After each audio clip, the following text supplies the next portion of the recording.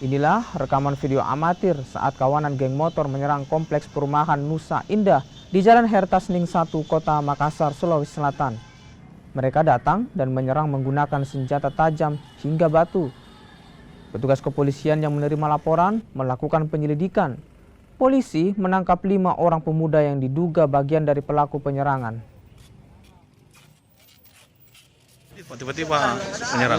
Tadi belakang pertama lewat ada petugas satu orang, dia tembaki di sana bubar. Iya.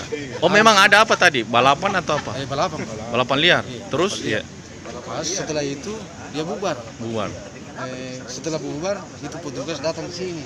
Iya. Dan mana tadi itu yang balapan? Iya. Karena sudah bubar, Pak.